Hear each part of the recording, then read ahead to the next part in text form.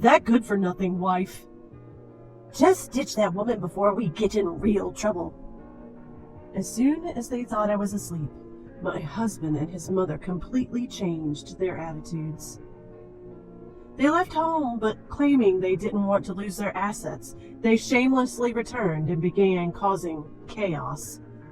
When I confronted them with reality. My name is Daisy. I'm 30 years old. I got engaged to my husband Brad after dating him for 5 years. We were living with his parents in their house. Initially, we had agreed to buy our own house when we have our first child. It's been nearly 2 years since then, but we haven't been blessed with a child, and we're still living with his parents. Living with my husband, his mother, and his younger brother, I was often the subject of concern from those around me. My parents lived far away, a distance that required air travel, and they always expressed regret that they could not help me. However, my husband was always kind to me, and I had a good relationship with my mother-in-law. So far removed from the typical mother-in-law, daughter-in-law issues that it felt like they didn't apply to us. Because of this, I was very happy. One day, I got into an accident and broke a bone. I was hospitalized and couldn't move on my own. In the early days after the accident, my husband and mother-in-law visited me daily and worried for me. Now, they only visit once a week. I was grateful they even came to visit, but the next day after the doctor told me I might have lasting injuries. She can't do housework or anything, but she's going to cost us more than ever. What a useless wife. If she has lingering issues, having kids is even more out of the question, right? Yeah, maybe. Now that it's come to this, I think it's a good thing we don't have kids. And if she stays bedridden forever, I'll have to do all the housework and care for her? I didn't agree to marry for this. Wasn't it to do the housework and caregiving?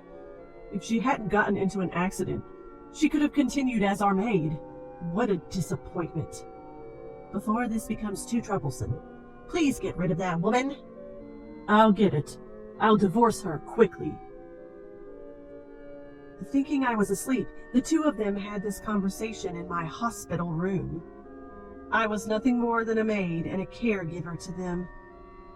After that, the attitudes of my husband and my mother-in-law towards me became blatantly cold. Your husband hardly comes, does he?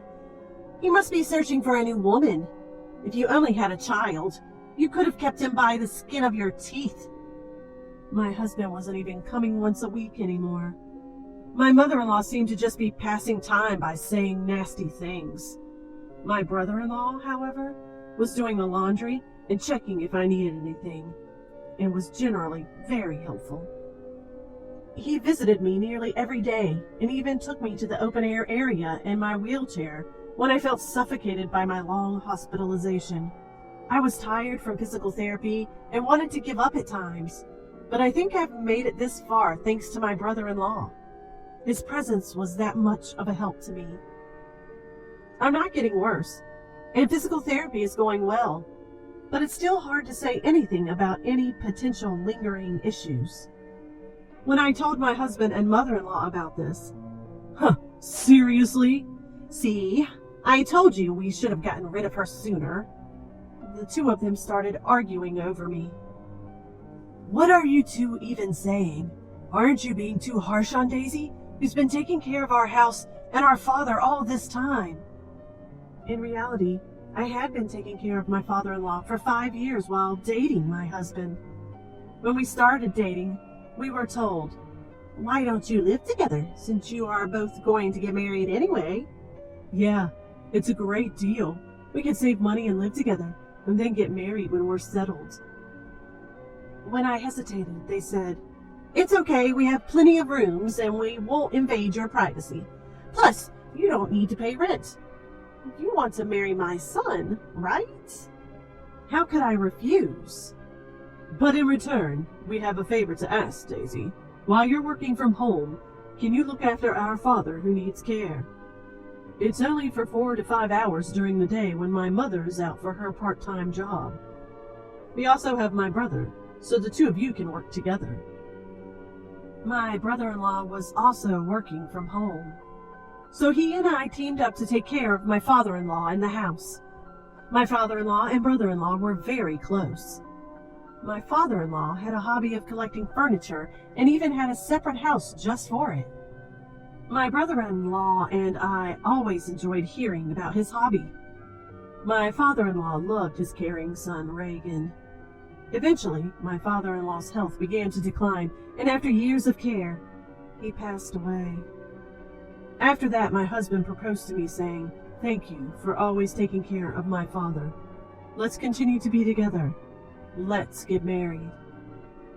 Despite having worked hard on housework and caregiving, the moment I became immobile, my husband and mother-in-law's attitude was as if I was worthless.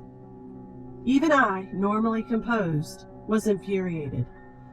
"If you're going to divorce me, please pay what you're supposed to."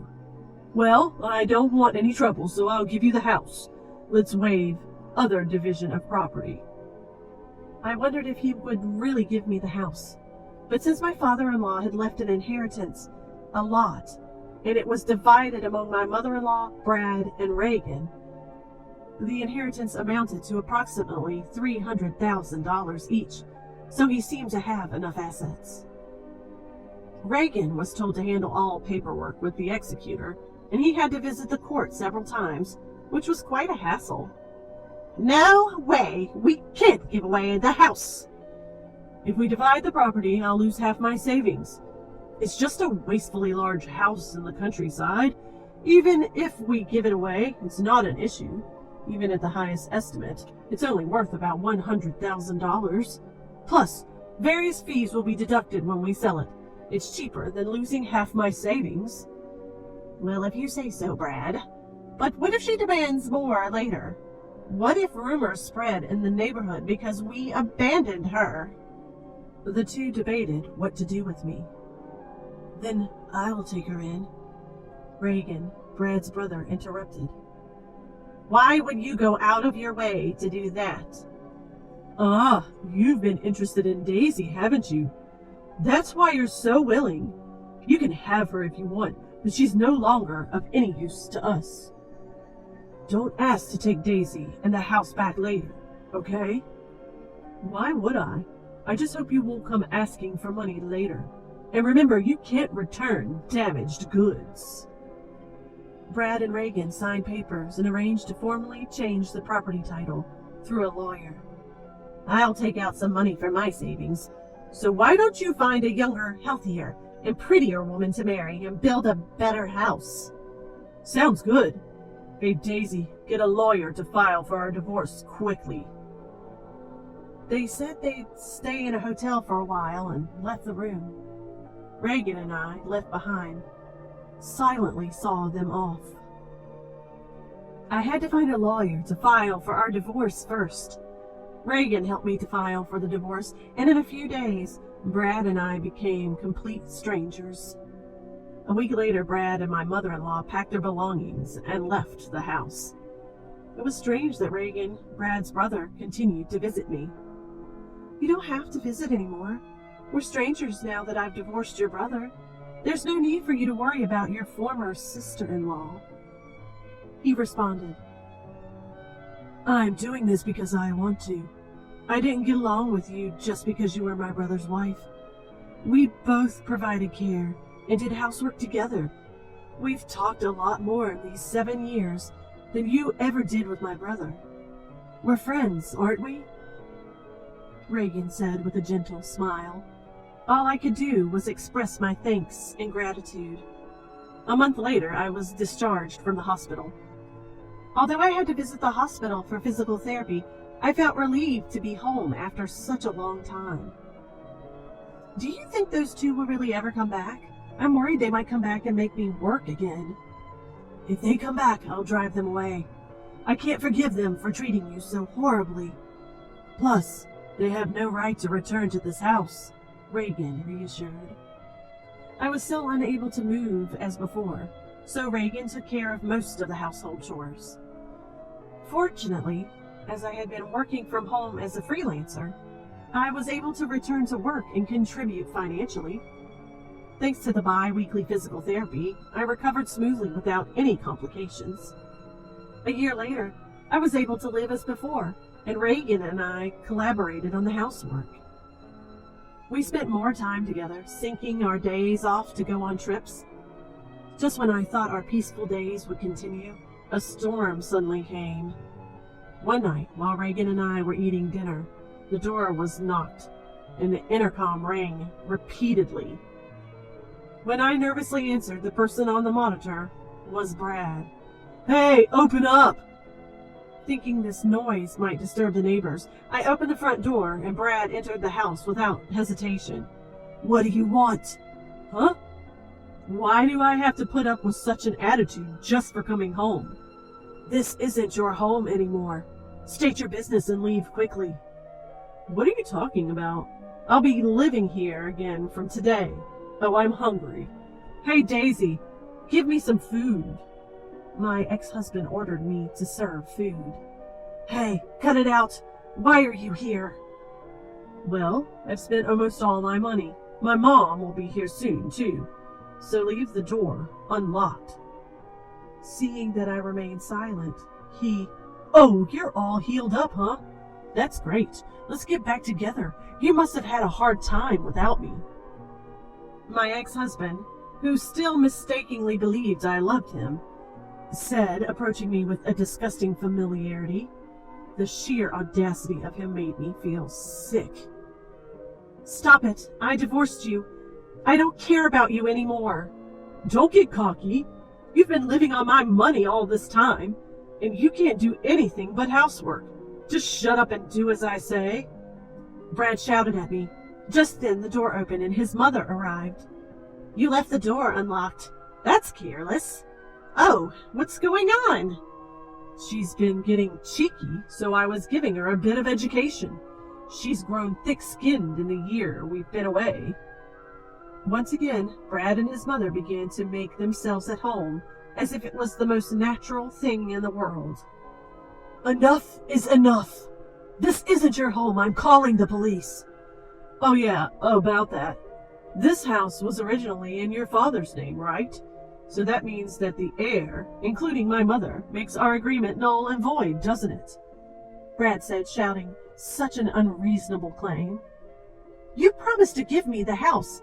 If you're nullifying that, then everything about the division of property should be nullified as well. Give me half the savings." "Sure, but I don't have it anymore. Didn't I tell you earlier? I've squandered it all. I quit my job, spent it all on booze, fun, investments, you name it." I was taken aback by Brad's words. It was unbelievable that he could have spent such a large sum of money in just 1 year. "Also, I have some debts with consumer finance. About $20,000, I guess.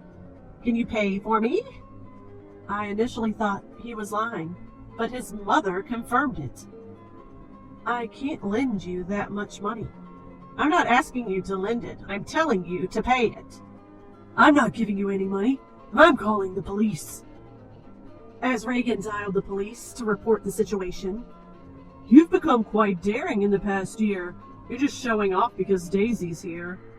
Brad began to wreak havoc in the house, breaking the precious furniture that had been my father-in-law's keepsake.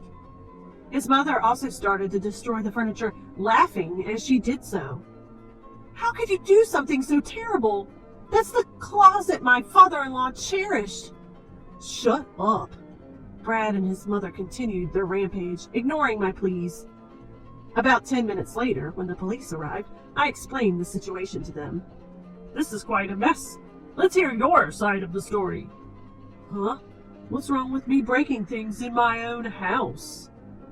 "That's right. We're just crushing things we don't need. What's the problem?" When the police seemed unsure how to respond to this, Reagan stepped in. "This house has never belonged to these two. It's under Daisy's name." "Huh?